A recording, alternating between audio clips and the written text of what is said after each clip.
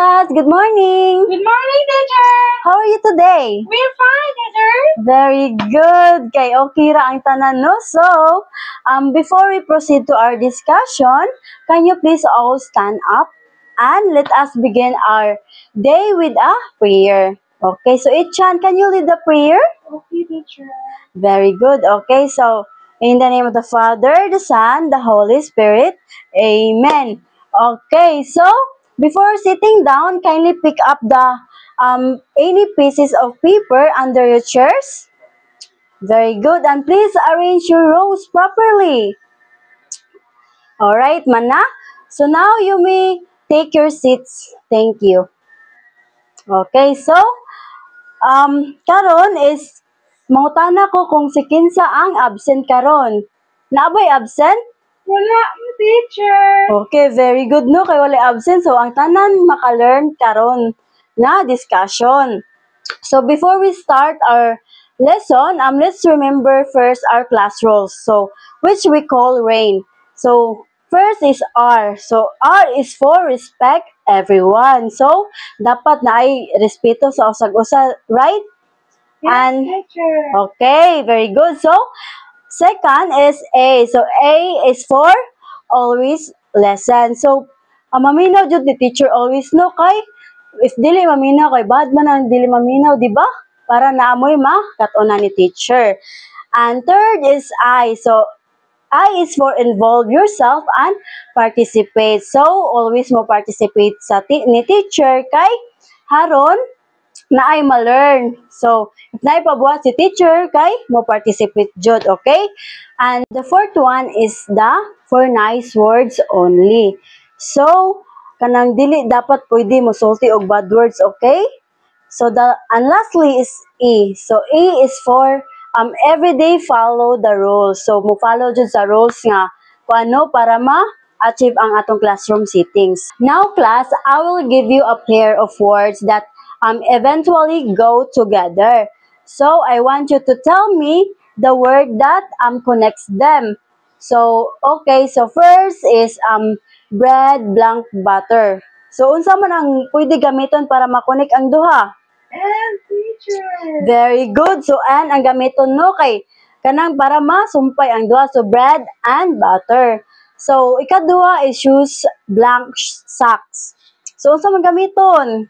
And gagapon. Very good. And gyapon no. So shoes and socks. So lastly is the black, blank, white. So unsang gamiton gyapon? And teacher. Yes, and gyapon no kay para makunik jud silang duha. So black and white. Okay, no? So before we proceed with our topic today, let's have a recall first, okay? Alright, so can you tell me about our topic last meeting? Compound words, teacher. Very good, compound words. No, so what are compound words? Compound words are two words joined together. Very good. So, mo-connect siya, no? Duha siya ka words para ma-connect siya. So, can you give me an example sa compound words? Rain plus bow. Rainbow. Very good, no? So, another example, anak, kay sun plus flower. So, if imo nang i-combine ang duha is sunflower. Okay. So, class, so now is I need two volunteers come here in front. So kaning duha is kanang kuan. So, kani siya is class A and kani usa is class B. So, look at them. So, are they connected? Dili, di ba? No. So, now, if magkupot silang kamot duha, kupot mo kamot. Okay, so now look, are they connected now? Yes, teacher. Very good. No, so just like holding hands, we have words that connect or join ideas together. So that is the meaning of connect. Okay, now let's play a game called Make the Connection. So, kinsa may ganahan mo duwa diri? Me, teacher. So, okay, kamong tanan no. So, na ako'y bulat diri. So, if I will say two short sentences, so if ang kani matumong nimo kay okay, so nimo natumong. So kanang mohatag ko nimo og sentence, okay nya ikuan try to combine siya. So ang sentence nga kung hatag nimo kay do you like tea? Do you like coffee? So unsa man dong ang kanang makuan niya? Or. Very good. So or no kay nangutan naman siya kung unsa iyang ganahan. Do you tea ba or coffee? So dapat jud ang kanang dapat ang iyang isulti kay I mean iyang ipuno kay or. No, so very good. So tagay nyo kanang kuan inyong kuan classmate. Okay, very good. So now ang ikaduha nga makuan. Okay, ikaw Inday. So mohatag ko og kuan, okay? So ang kani nga sentence kay she studied hard, she passed the test. So unsa man dapat ang ipuno ana? And teacher? Very good. So ang ipuno no kay nag-study man siya og hard ug kanang nakapasa siya sa exam. So na-connect siya, na-combine siya kay napunan imong gipunan og and so very good. So tagay pakpak inyong classmates. Okay, no sa atong duwa sa ganina kay kanang unsa man yung na-notice about sa kanang words nga we use to connect the sentences. Very good, no? So based on our game, what do you think our lesson for today is? Conjunctions? Okay, very good. So conjunctions, no? So conjunctions are kanang the words that are used to connect words, phrases, or sentence. So mo na siya natawag na conjunction. So now let's read about what conjunctions are. So are words that join two or more words or phrases or clauses. So karon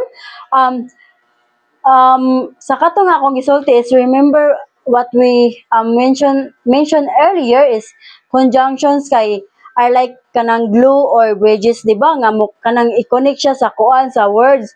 So kani siya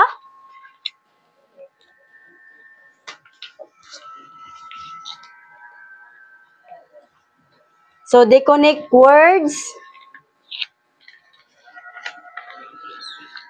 phrases or sentences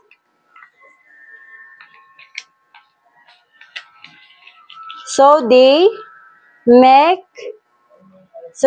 sense.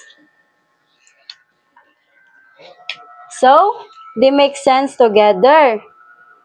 Again, conjunctions are they connect words, phrases, or sentences so they make sense together.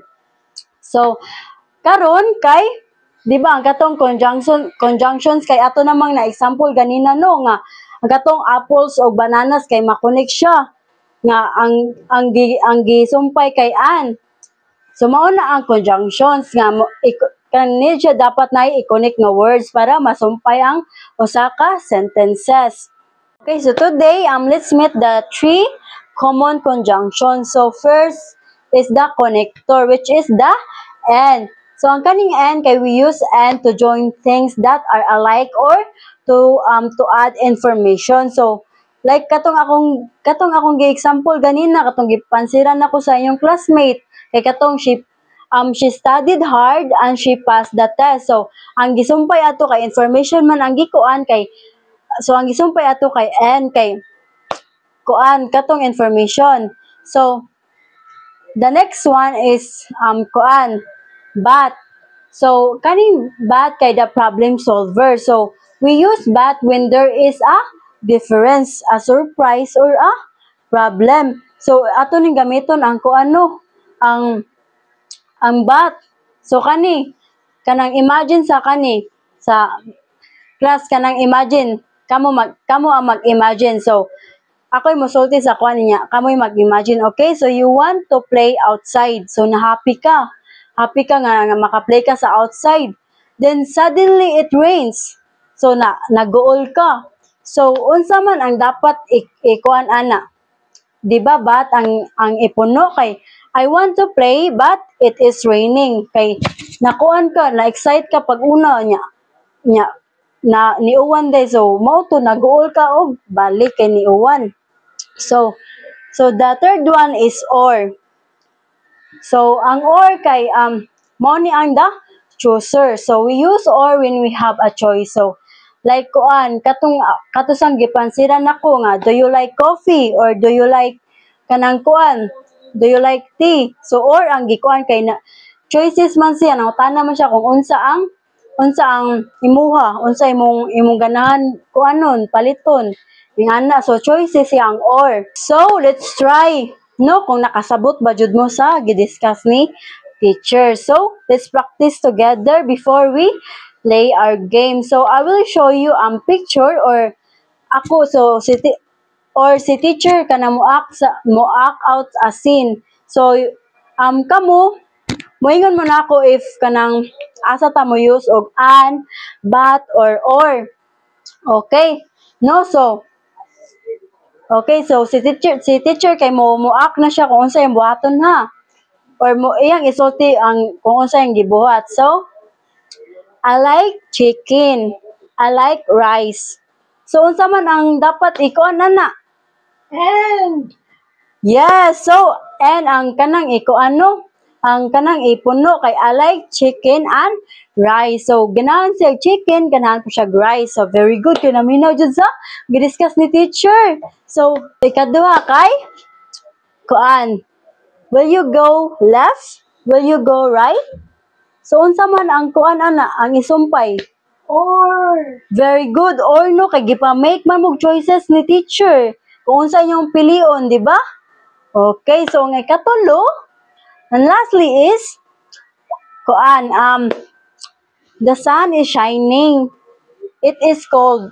So, unsa man ang dapat ipunuan na? but Okay, no. So, but ang ipuno, no? The sun is shining, but it is cold. So, excellent job. So, pakpak mo kay naminaw jud ni teacher sa discussion niya. Okay, so you are ready for our activity today. So na po yung activity si teacher, no? So kani nga activity kay atong gitawag nga the sentence doctor. So karon class kay karon kay I have an emergency. I have some sentences here but kanang broken sila. Like guba pa sila, wala gid sila wala sila nabuo gid nga as a sentence. So into two pieces. So I need you to be the doctor. Kamo ang doctor. So kanang inyong i-fix kung unsa ang kuan ni teacher, no? Inyong i-fix kay para usa ang sentence. So kanang I will divide the class into 3 groups. Okay? So each team will receive an envelope containing sa katong kuan broken sentences strips.